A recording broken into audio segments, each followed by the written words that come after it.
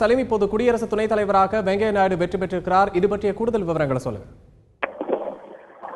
அடுத்த இந்திய துணை ஜனாதிபதி திரு வெங்கையா நாயுடு அவர்கள் என தீர்மானித்து விடப்பட்டது. இப்பொழுது அதாவது இந்திய தேர்தல் ஆணையம் இந்த தேர்தலை நடத்தினாங்க. காலையில 10 மணிக்கு ஆரம்பித்த வாக்குப்பதிவு மாலை 5 மணி வரை நடைபெற்றது. 1 மணி நேரம் கழித்து சரியாக 6 மணிக்கு வாக்கு எண்ணும் நடவடிக்கையை ஆரம்பித்தார்கள். 7 மணி போல நாங்க உங்களுக்கு தகவல் சொல்லிடுவோம், இந்தியாவின் அடுத்த துணை ஜனாதிபதி யார் என்று கூறிவிட்டார்கள். அதே போல திரு வெங்கையா நாயுடு அவர்கள், அதாவது இந்த தேர்தலை பொறுத்தவரை யார் ஓட்டு போடுவாங்க அப்படின்னு சொல்லி நாம பார்த்தோம்னா, நாடாளுமன்ற எம்பிக்கள் மட்டுமே வாக்களித்தார்கள். லோக்சபா மற்றும் ராஜ்யசபா, மக்களவை மற்றும் மாநிலங்களவை எம்பிக்கள் மட்டுமே வாக்களித்தார்கள். மொத்த வாக்குகள் மொத்தம் எத்தனை பேர் வாக்களிப்பாங்க அப்படின்னு சொல்லி எதிர்பார்க்கப்பட்டது அப்படின்னா 786. இதில் 771 பேர் வாக்களித்தனர். இன்னும் சில பேரால வாக்களிக்க முடியவில்லை. 2 பேர் மருத்துவமனையில இருந்து, 2 பேர் பிளைட் லேட்டா வந்ததுனால 5 மணிக்கு மேலதான் வந்தாங்க, அவங்களை வாக்களிக்க அனுமதிக்கல. இந்த மாதிரி மொத்தத்தை 771 எம்பிக்கள் வாக்களித்தார்கள். இதுல இந்த 771 எம்பிக்கள்ல பாதிக்கும் மேல யாருக்கு வாக்களிச்சிருக்காங்க அப்படின்னு சொல்லி பார்க்கும் பொழுது திரு வெங்கையா நாயுடு அவர்கள் அந்த இலக்கை தாண்டி சென்று விட்டார். அதாவது பாதி எம்பிக்களுக்கு மேல, சுமார் 400 எம்பிக்களுக்கும் மேல திரு வெங்கையா நாயுடு அவர்களுக்கு வாக்களித்திருக்காங்க அப்படின்னு சொல்லி வாக்கு எண்ணிக்கையில் தெரிய வந்துள்ளது. 771 வாக்குகள் அப்படிங்கிறதுனால சுமார் 380க்கு மேல எடுத்தாலே வெற்றி என்ற நிலை இருந்தது. அந்த நிலையில் திரு வெங்கையா நாயுடு அவர்கள் 400 கடந்து சென்று விட்டதால் திரு வெங்கையா நாயுடு அவர்கள் வெற்றி பெற்றார் என்ற அறிவிப்பு வெளியாகி இருக்கின்றது. அதாவது தற்பொழுதைய துணை குடியரசுத் தலைவர் அவர்களுக்கு பதவி காலம் இம்மாதம் 10ஆம் தேதி வரை. அதனால 10ஆம் தேதிக்கு மேல திரு வெங்கையா நாயுடு அவர்களுக்கு பதவி பிரமாணம் செய்து வைக்கப்படும். தமிழக முதலமைச்சர் பதவி பிரமாணத்தில் கலந்து கொள்கிறார் அப்படின்னு சொல்லி தமிழக அரசு வட்டாரங்கள்ல தகவல் சொல்லியிருக்கு. இந்தியாவின் அடுத்த துணை ஜனாதிபதி திரு வெங்கையா நாயுடு என்ற அறிவிப்பு வெளியாகிவிட்டது டெல்லியில. அதாவது ஜனாதிபதி தேர்தலுக்கும் துணை ஜனாதிபதி தேர்தலுக்கும் என்ன வித்தியாசம்னா, ஜனாதிபதி தேர்தல்ல நாடாளுமன்ற எம்பிக்களும் வாக்களிச்சாங்க, மாநில சட்டசபை எம்எல்ஏக்களும் வாக்களிச்சாங்க. துணை ஜனாதிபதி தேர்தல்ல சட்டசபை எம்எல்ஏக்களுக்கு வாக்களிக்கும் உரிமை கிடையாது. நாடாளுமன்ற எம்பிக்கள் மட்டுமே வாக்களித்துள்ளதால் தான் விரைவாக இதை எண்ணி முடிச்சு தீர்ப்பு வழங்கிட்டாங்க. அதே போல எம்பிக்கள் ஓட்டு போட்டது அந்த துண்டுச்சீட்டில் தான், அந்த வாக்குச்சீட்டில் தான் ஓட்டு போட்டாங்க. இங்க அந்த இவிஎம் என்று சொல்லக்கூடிய அந்த எலக்ட்ரானிக் எந்திரங்கள்லாம் வாக்கு பதிவின் போது பயன்படுத்தப்படல என்பது குறிப்பிடத்தக்கது.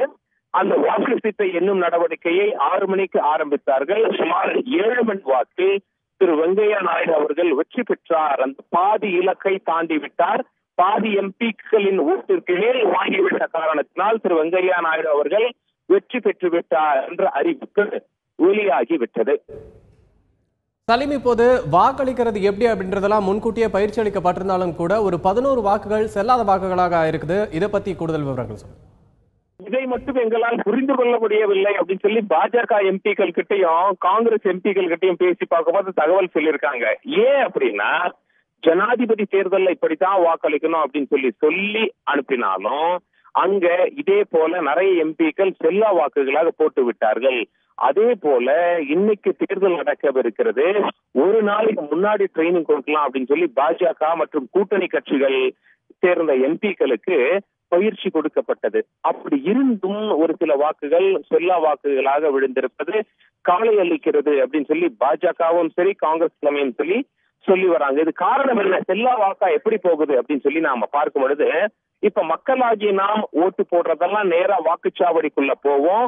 அந்த வாக்கு பதிவு பண்ணும் எந்திரத்தினுடைய அந்த பட்டனை அழுத்தி விட்டு வந்து விடுவோம். ஆனா எம்பிக்கள் அப்படி கிடையாது. இவங்களுக்கு வாக்குச்சீட்டு கொடுக்கப்படுகிறது. இவங்க என்ன பண்ணணும் அப்படின்னா, 2 பெயர் தான் இருக்கும். ஏன்னா 2 பேர் தான் களத்துல இருக்காங்க, 2 வேட்பாளர் தான். இவங்களுக்கு எந்த வேட்பாளர் துணை ஜனாதிபதி ஆகணுமோ அதற்கு பக்கத்துல 1 என குறிக்க வேண்டும். இவங்க போய் டிக் அடித்தாலோ, சொந்த பேனாவே நம்ம டிக் அடித்தாலோ, அல்லது வேற ஏதாவது சிம்பிள் குறியீடு இட்டாலோ இவர்களுடைய வாக்கு செல்லாத வாக்காக ஆகிவிடும்.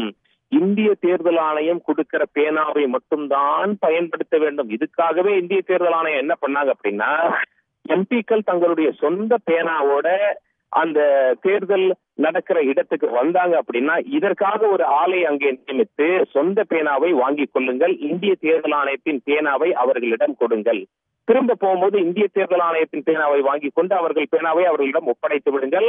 ஏன்னா நிறைய எம்பிக்கள் தெரியாம டக்குனு பாக்கெட்ல இருந்து பெண் எடுத்து மார்க் பண்ணிட்டு போயிடுறாங்க, செல்லா ஓட்டாக மாறி விடுகிறது அப்படின்னு சொல்றாங்க. இவ்வளவு ட்ரைனிங் கொடுத்தோம், இந்திய தேர்தல் ஆணையம் இவ்வளவு உஷாராக இருந்தும் கவனிப்போடு இருந்தும் செல்லா வாக்குகள் பதிவாவது கவலைக்குள்ளாக்குகிறது அப்படின்னு சொல்றாங்க.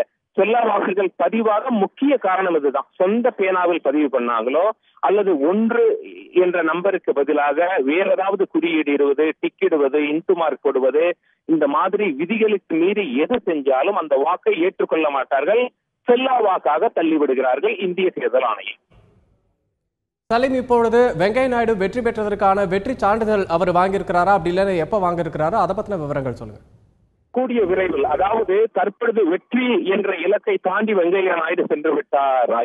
500க்கும் மேற்பட்ட ஓட்டு திரு வெங்கையா நாயுடு அவர்களின் பக்கம் விழுந்த காரணத்தினால் திரு வெங்கையா நாயுடு அவர்கள் வெற்றி பெற்றதாக அறிவித்து விட்டார்கள்.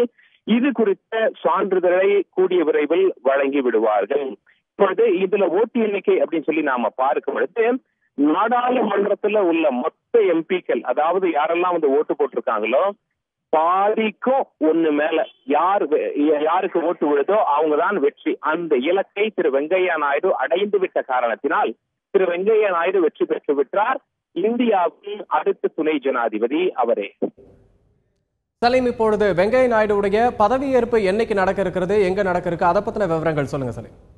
11ஆம் தேதி பதவியேற்பு நடக்க வாய்ப்பு இருப்பதாக தகவல் வெளியாகி உள்ளன. என்ன காரணம் அப்படின்னு பாத்தீங்கன்னா, இப்பொழுது 10ஆம் தேதியோடு தற்பொழுதைய துணை ஜனாதிபதி அவர்களுடைய பதவி காலம் முடிவடையும் காரணத்தினால் 11ஆம் தேதி பதவியேற்பு இருக்க வாய்ப்பு இருக்கிறது அப்படின்னு தகவல் சொல்றாங்க.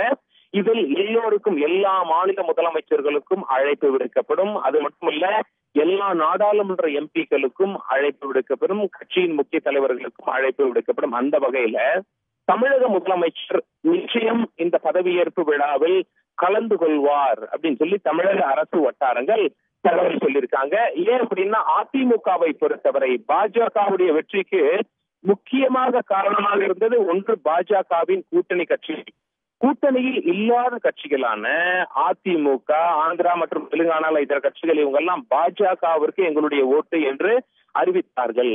அந்த வகையில் அதிமுகவும் பாஜகவிற்கு எங்களுடைய ஓட்டு என அறிவித்தார்கள். நாடாளுமன்றத்தில் 3வது பெரிய கட்சி அதிமுக என்பது குறிப்பிடத்தக்கது. உண்மையிலேயே இது பாஜக வேட்பாளர் திரு வெங்கையா நாயுடு அவருக்கு பலம் சேர்த்தது. அந்த வகையில் தமிழக முதலமைச்சர் திரு எடப்பாடி பழனிசாமி அவர்கள் துணை ஜனாதிபதி பதவியேற்பு விழாவில் கலந்து கொள்வார் அப்படிங்கிற மாதிரி தகவல் சொல்லியிருக்காங்க. அதே போல திரு ஓ பன்னீர்செல்வம் அவர்களும் கலந்து கொள்ள வாய்ப்பு இருக்கிறது. சலீம், தற்போது பிரதமர் மோடி எங்க இருக்கிறார், அவரிடமிருந்து வாழ்த்து செய்தி வந்திருக்கிறதா, இதை தொடர்ந்து வெங்கையா நாயுடு பிரதமர் மோடி இருவரிடையான சந்திப்பு நிகழ எதுவும் வாய்ப்பு இருக்கிறதா, அதை பத்தி சொல்லுங்க சலீம். கூடிய விரைவில் சந்திப்பு நிகழ வாய்ப்பு இருக்கிறது. ஏன் அப்படின்னா, ஜனாதிபதியாக திரு ராம்நாத் கோவிந்த் அவர்கள் தேர்வு செய்யப்பட்ட பிறகு பிரதமர் நரேந்திர மோடி அவர்கள் முதலில் அவருக்கு வாழ்த்து தெரிவித்து விட்டு நேரில் வந்து சந்தித்தார் என்பது குறிப்பிடத்தக்கது. வாழ்த்து கூறியதை ட்விட்டரிலும் வெளியிட்டிருந்தார். அதாவது பதவியேற்பு அப்படின்னு நாம பார்க்கும் பொழுது துணை ஜனாதிபதிக்கு பதவி ஏற்று வைப்பவர் ஜனாதிபதி தான். ஜனாதிபதிக்கு யார் பதவி பிரமாணம் செஞ்சு வைப்பாங்க அப்படின்னா உச்ச நீதிமன்றத்தினுடைய தலைமை நீதிபதி. ஆனால் துணை ஜனாதிபதிக்கு ஜனாதிபதியே பதவி பிரமாணம் செய்து வைத்து விடுவார்.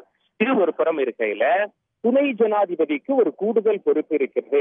மாநிலங்களவையின் தலைவர் என்ற பொறுப்பு தான் அது. அதனால திரு வெங்கையா நாயுடு அவர்களை நாம் அடிக்கடி மாநிலங்களவையில் பார்க்கலாம். ஏன்னா மாநிலங்களவையை நடத்துவது மாநிலங்களவையின் தலைவர். மாநிலங்களவையின் தலைவர் துணை ஜனாதிபதி என்பது குறிப்பிடத்தக்கது. ஆக மாநிலங்களவையை பொறுத்தவரை திரு வெங்கையா நாயுடு அவர்களுக்கு நிறைய கடமைகள் இருக்கின்றன.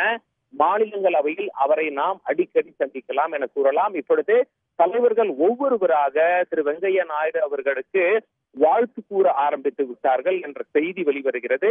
இவருடைய வெற்றி கணிக்கப்பட்டது. இருப்பினும் இது ரகசிய வாக்கெடுப்பு என்பதால் வேற வழி இல்ல. தேர்தல் ஆணையம் வாக்குகளை என்ன அதாவது வாக்குகளை எண்ணுகிறார்கள். அந்த அடிப்படையில் அதிகாரப்பூர்வமாக திரு வெங்கையா நாயுடு அவர்கள் வெற்றி பெற்று விட்டார் என்ற அறிவிப்பு. நன்றி சலீம்.